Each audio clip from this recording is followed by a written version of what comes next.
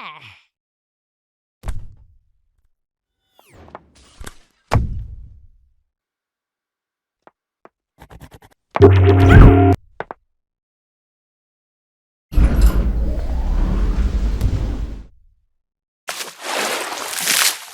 this exercise, we're going to attack the good old-fashioned bouncing ball.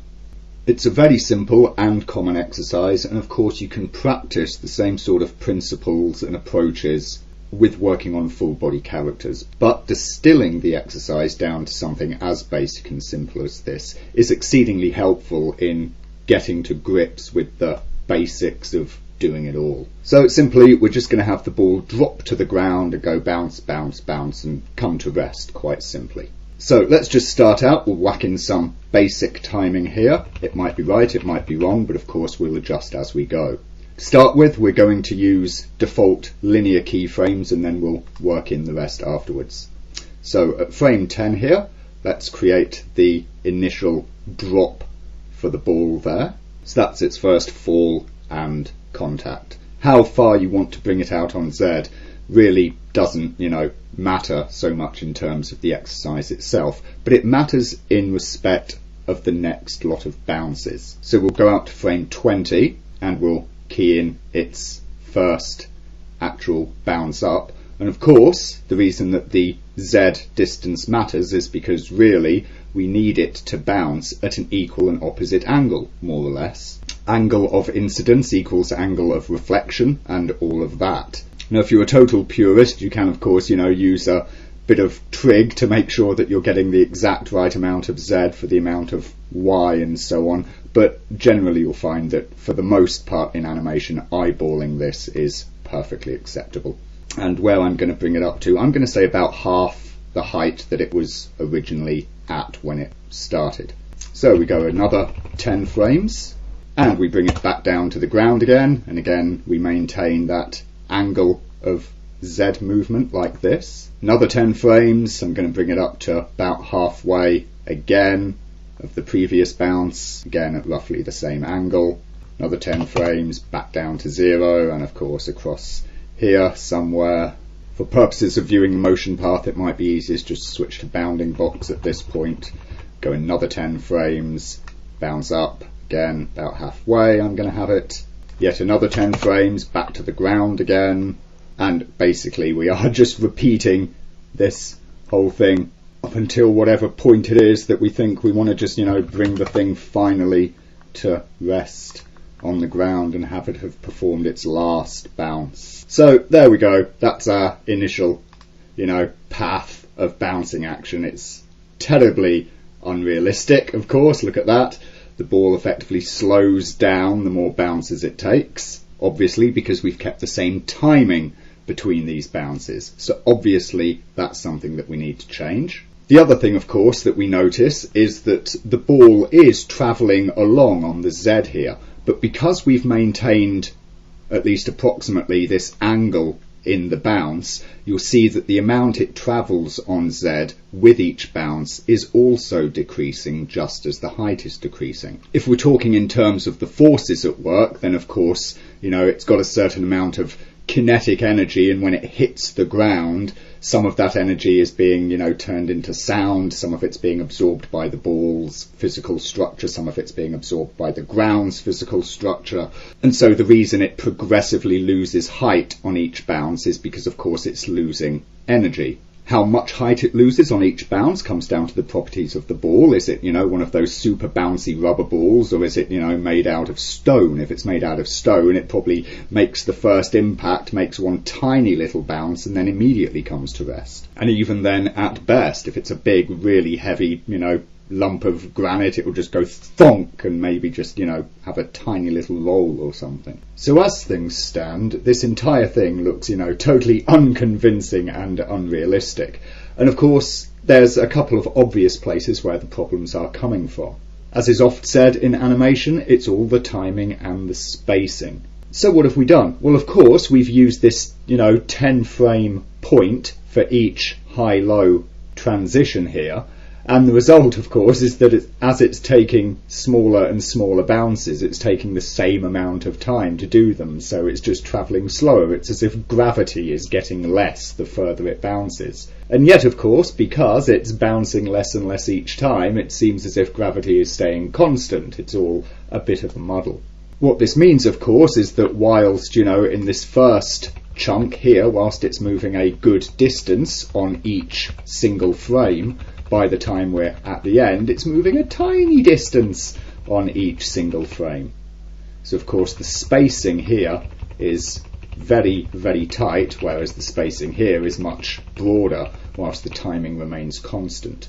What we have to do then is just massage these two things together until they balance out and it looks right. Now, of course, what you can do, we've said about how, we're getting roughly half the bounce height each time, so it's losing roughly half its energy, and we're keeping this, angle of incidence, reflection, and so on to, chime in with how things work in the real world, and that's all great. And perhaps it can lead us into the idea that there are similar sorts of divisions that we can put on the timing between each key, and thus we can work into it somewhat procedurally. And that is good, and for something like this, if this were your sole aim of animation, then that's a perfectly reasonable approach, and you can, get yourself to a good animation like that. However, of course, much of the time when we're animating, we're not going to be wanting to animate things like this. Our aim is going to be, characters and creatures and so on. And there's a lot of overlap and interconnected parts and different things happening at different times. What we really need to be able to do is to finish out an animation like this purely by eye. We just need to eyeball it. So here's how we're going to go about doing it. We're going to get our graph editor and we're going to start work in here. Now, one of the first problems that we've got is that we are, of course, on linear keyframes here. As our ball does its bounce, it will be the case, of course, that, as it bounces up, it starts to decelerate, hangs for a slight second at its high, and then starts to accelerate back down. Now we can continue this on linear keys, so let's say we come perhaps to the halfway mark of here, and we can also come to the halfway mark there, and we could take these keys like this and begin to shape out our curves somewhat like this. Let's just do the same for the next bounce, shall we? Put a halfway key there and another in-between key here, and shape out our curve into roughly the same sort of shape there. Let's just have a look at how that appears to be behaving. Okay, now that's a bit better. Perhaps we can have a look at these as a TCB spline and see what that's doing for us. Okay, it is working out somewhat better, but the problem we've got there is that we get a slow out occurring here, which we don't want. We want a hard rebound. Consequently, what we're going to do for all of this stuff is we're going to take all of our frames here. Let's just temporarily set them to TCB, and then we'll throw them straight into Bezier. In this situation, this will give us a lot more control. So here's what we'll do. We'll start out by giving him just a slow out here, as if perhaps he's, dropped off something. So of course, as he begins to fall, he starts to accelerate under the force of gravity. Then what we're going to do is break handles here at the point where he hits the ground. And we're basically going to want to bring both of our handles vertical. And of course, we see the shape that this creates. We get this direct, hard bounce like this. We'll do the same at all of our other, contact bounce points. Break handles to give him hard, solid breaks like this. Of course, we could be doing this with linear keyframes using lots and lots of in-betweens, but of course that would leave us with an awful lot of keyframes to have to manage and dodge around to, improve our timing. So there we go. We've got this little action going on. Obviously I've still got some keys there which were left over. Those of course are existing on the other channels. Let me just get rid of them to not spoil our visuals. And let's take a look at how this now plays. Okay, now that is starting to look better. Clearly though, gravity still seems to be slowing down as he approaches the end.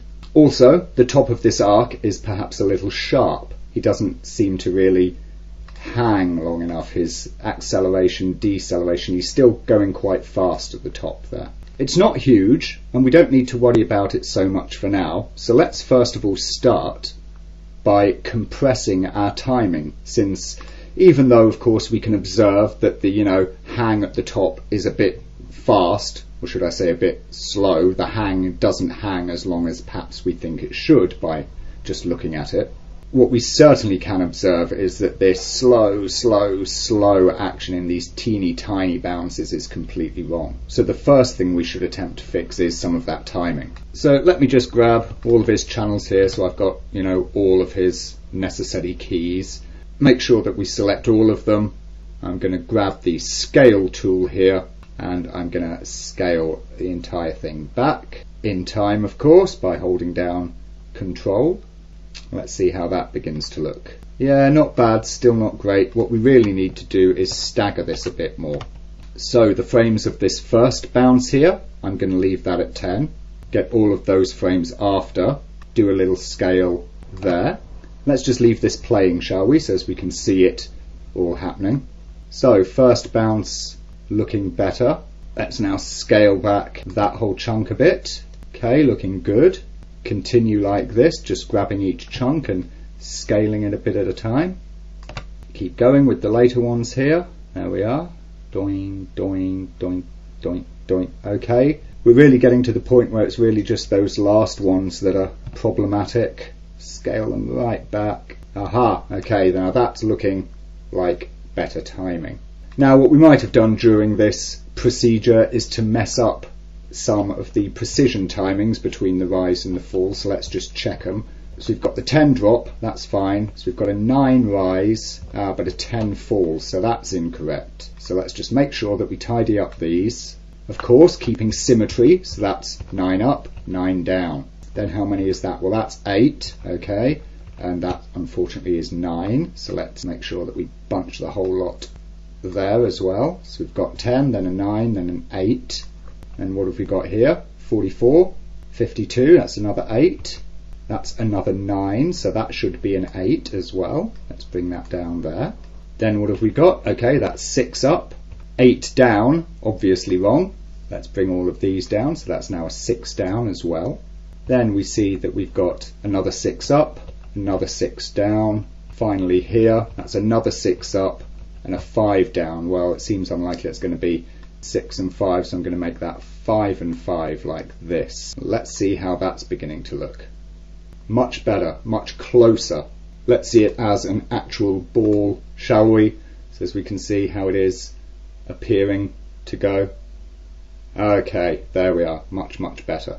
Now we see a weird little click that's happening at the end there. My Bezier handle on this last key is a little bit of a mess, so let me just rectify that. That's better. And then what we'll do is we'll take the handles for all of these top keys here, and we're going to spread them slightly to give ever so slightly longer holds over the top. So that can come out. Let's keep them nice and flat. There, we see how we get that greater sense of deceleration at the top there. That's good. Do the same here. Do the same on this one. Again here. Again here. Do a little zoom in on these last ones, shall we? What I really need to do is to grab these handles, bring it not at a lower angle but to a lower point, so as it's not such a harsh angle there, and the approximate shape is maintaining the nice smooth round curve that we've got on the others there. Again, perhaps some of these later ones seem to be going a little slow. I think all of the bounces up to and including this third from last here are pretty good. So what I'm going to do is I'm going to shrink down here to a 4 and a 4. So this little penultimate bounce here is now 4 in, 4 out. And then this very last bounce here, I'm going to shrink right down like this. And I would say that that's giving us something that looks pretty good. In fact, going even smaller, 3-3 on that last one works out pretty well there. And of course I need to just adjust these Bezier handles here accordingly so that it maintains a nice smooth roundness to it. There we go. So what about our Z channel? Because of course it's not just travelling in Y. A lot of the action is coming from the Y, but some of it also from the Z. Well, we can see here, even though it's still linear, we've got this nice smoothing off deceleration of its travel on Z. But since we've been playing with the Beziers, you know what we can do? We can just delete all of these in-between frames, which starts to make a little bit of a mess out of the whole thing, since he now has a constant rate of travel on Z. But what we're going to do is grab both of those keys, make those Bezier also, and we'll just flatten out to ease in here to that point and roll it like this. So now we can get control of this curvature as well. And you see, of course, there how this changes the spacing of our key times like this, so we can nice and easily control the rate of slowing on the Z there. And in fact, that very last Y frame is actually just a little bit high, in fact, I think. So I'm going to take that and bring it considerably lower. Again, adjust the Bezier handles to allow for that little difference there. Let's give them a gentle tease, gentle tweak. And there we go. So far so good. You can, of course, continue to tease and tweak this ever so slightly to try and just finesse it as you like. However, what we're going to do is punch a little something more into it here. So we're starting again with just the simple, linear keyed bounce action here. And what we're going to do this time is give it some squash and stretch happening. To properly get a sense of this squash and stretch, what we want to do is to not have it rebound on a single frame like this. We need to create a greater sense of impact and give time for its body to compress as it hits the ground. So, simply, we need a hold key of some variety in here. So what I'm going to do is just then at each of these, ground contact keys, I'm going to come along and insert a hold. So I've got frame 10 there, I'll create a key, set it to frame 11, so that creates a duplicate there on frame 11. And obviously that's now reduced my spacing, so I'm going to take the rest and nudge them up 1, just to account for that. Come to the next, that's 29, create a key at 30 with the same value, take all of those keys afterwards and nudge them up 1. And basically just rattle through doing this for all of my contact positions here. So there we go. This is what we get. You see, you get this little hold instant at the ground contact. Obviously that alters our Z channel as well, and notice of course here that we have just done this same Z channel linear keys from point to point, but the overall curve in the entire motion is maintained. And so all we want to do is to start working in the squish and the stretch. So I'm going to switch to the squash tool here that of course lengthens and smushes a item like this. In this case, notice of course I'm still using the auto key on all channels, so it's creating these extra keys on of course the Y, the Z, everything else. That's fine, you can just do that and then go away and delete your extraneous keys afterwards, that's not a problem. But it does make less work for ourselves at this point if we just change it to modified channels. So what do we want? Well, before it impacts, so during its drop, we want it to have stretched out somewhat like this. And then at the point of impact, by here, we want it to have smushed down something like this. Of course, there's currently that key in between, which has come from the keys we've already set. So my scale channels here, I'm going to bring up. Of course, I can just delete that unwanted key. I'm also going to delete all of the unwanted keys thereafter, so we've got nice clean channels to work on. Now, when we reach the top here, I want it to be smushed again.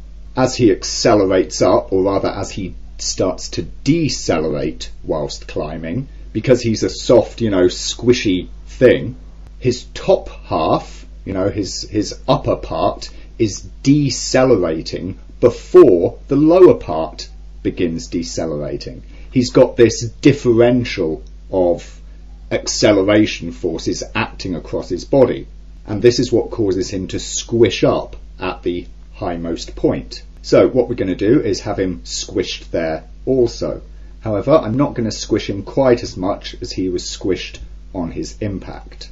We'll then come down to the next impact frame here, or more correctly, not the first impact frame, but the second one, and we'll smush him again.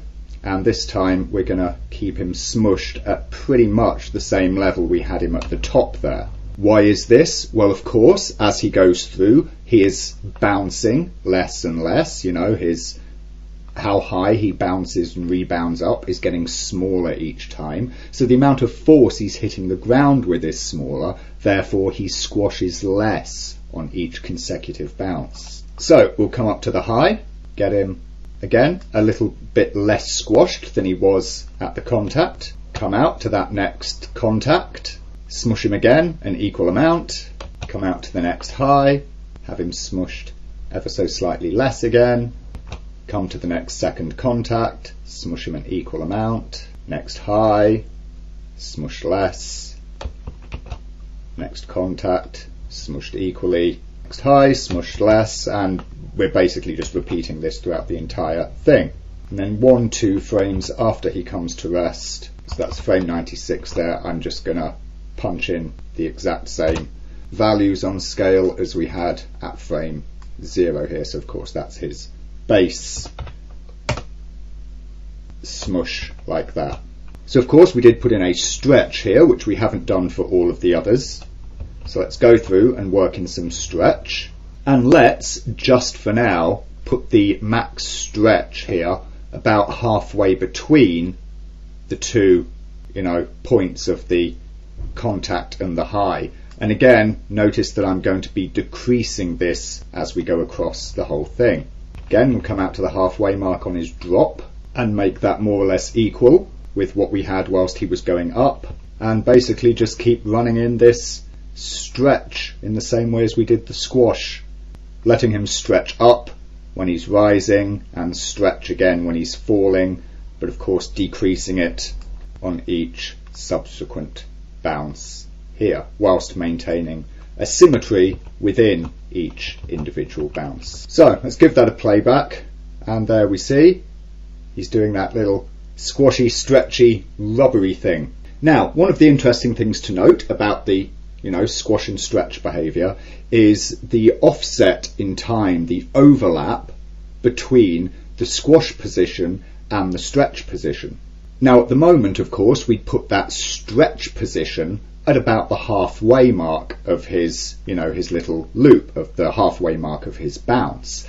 And notice the effect that that has. It's sort of making him look like, I don't know, a water balloon or something, It looks like this ball is filled with a liquid at the moment, the way that it's sort of flobbing about as it bounces. And this characteristic of, how bouncy the thing is, really does come from where you place these keys, these squash and stretch, relative to one another. The squash should always be at the low point and the high point. That's going to be a given for pretty much any such item. However, it's where the stretch comes in relation to that. And you'll find that you can easily play around with this. And the thing to look at is really what's happening to the top here, the absolute top of him. You see that here at his stretch point, his maximum stretch point, his top is hovering there, and it has come a bit higher up by the time he reaches that point there. So you get this very clear sense of the deceleration between the top and bottom. Let's grab the stretch frames here. So this is of course the stretch on the up and the stretch on the down of that same single bounce there.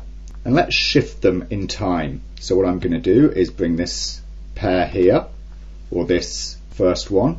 Let's say I'm going to bring it to just 2 frames after his liftoff, and consequently I'll bring this other stretch frame to 2 frames before his impact, like that.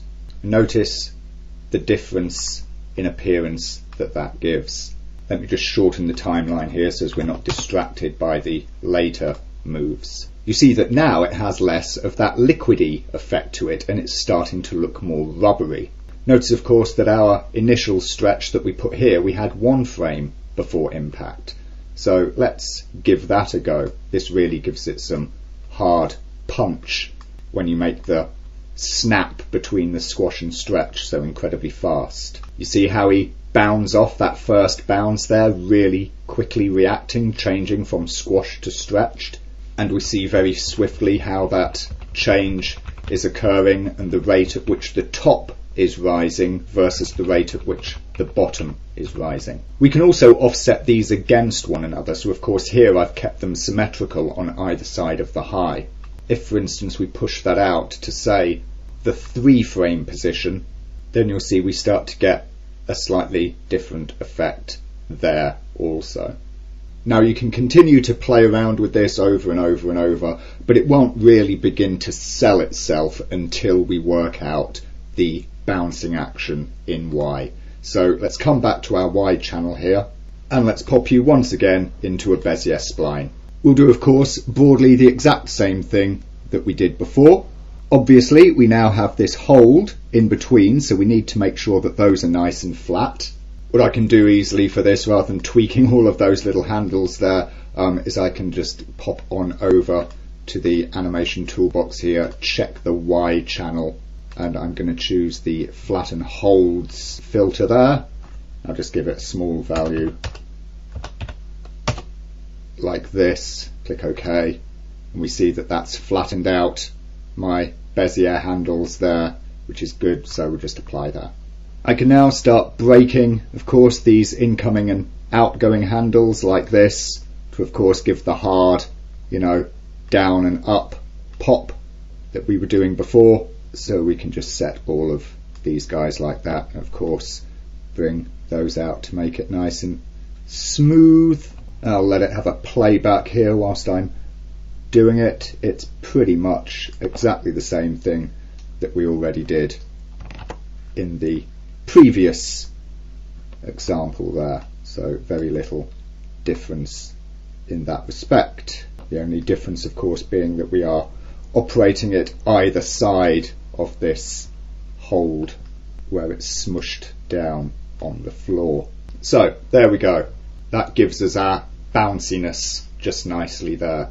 And so at this point we really can start playing with our scale. So what I'm going to do is I'm going to take all of my scale keys there and I'm just going to make them a TCB spline in this case to give a nice smooth interpolation between the different scale points, and we can take a look at precisely where in time we want these squash and stretches to occur. What we should note of course is that whilst we want him to not stretch up too immediately, he wants to be smushing out as he lifts off, and I think a 2-frame spacing is good at this point there, so it gets a nice snappy pop. Obviously as he comes down we don't want him to start smushing before he hits the floor, so we do need him at maximum stretch right here 1 frame before that impact occurs. So we've got a slightly unbalanced stretch out here, so it's 2 on one side and 1 on the other. So we'll come to this next one, we'll sort of do the same there, come through the next bounce, start popping in the same effect here. In fact, if we like, we can just go through all of these contact positions and of course put our max stretch 1 frame before the contact occurs, because that will be the same or want to be the same for every single bounce, even though of course their timings are shrinking as we go along. We can then perhaps look at exactly how swiftly after takeoff we want to set the stretch, and in fact keeping the 2 spacing is probably pretty good, because of course even though the time of each bounce here is shrinking, obviously the amount of return recoil force springing him back up is also shrinking, so having a that stretch out delaying a little bit each time is perhaps perfectly fair, except perhaps at this last one where I have got it on just 1 frame like that. And so there we see our bouncy ball going along just like that, squashing and stretching as he bounces and squishes. And notice how this gives a lot more life to the bounce and really gives that little rubbery sense. If we wanted to add even more pop to the squishing and stretching, we could Bezier spline up all of these curves instead, rather than having them as TCB. That's a little experiment that I'll leave to yourselves. Otherwise, there's one last thing that we can do here, and that's to pop in a bit of rotation. And what we're simply going to do is, as he comes down, we're going to point him backwards like this, and then as he goes out to his up, we'll point him forwards.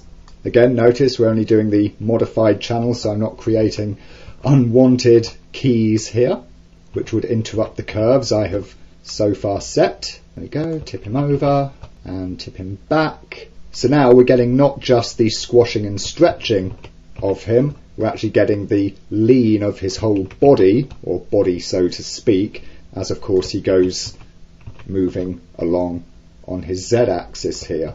And of course, again, notice that I am decreasing that as we go through further and further into his cycle. And there we go. You see the little turn that the bounce gives, and note how much more life we're starting to get now. Again, notice the point at which I set these rotation keys. I set them at the point of the max stretch. So again, we've got this overlap with his motion. You see, as he goes through, the turn isn't sort of timed in perfectly to his curl and roll, but he overlaps. And of course, notice also what is happening to his top half. Just as we said, it is starting to decelerate before the bottom half, and in the case of the bounce up, accelerating before the bottom half. We get this squash and stretch action. It's also being dragged along. So you see that his top half, because of the turn, his top half sort of hovers in space there, whilst the weight and mass of his bottom half curls under and pulls him back down and along. You've essentially got these different overlapping forces acting on the body that pull it along, and that bounce it up and down and down and down. It is essentially just a few different overlapping momenta. And so there we go. There is our bouncing ball all by itself, looking really soft and squidgy and rubbery, perhaps a little liquidy in places. Again, if you want to play with, the amount of stretchiness going on in your ball, well, of course, the ball is starting and finishing at the same level of stretchiness there. So what we can do is just grab those channels, grab the scale tool, and we can just, scale the stretch that we're putting in. Of course, watch that playing live to see how it's looking, and, massage and nudge it around to give it, as much or as little stretch as we feel is necessary to get the kind of look that we're after there. So there we have it, the bouncing ball and the squashing, stretching bouncing ball. Important exercise to play with, not just once, but repeatedly, to get different feels for the different kinds of motions that can go on within a moving body.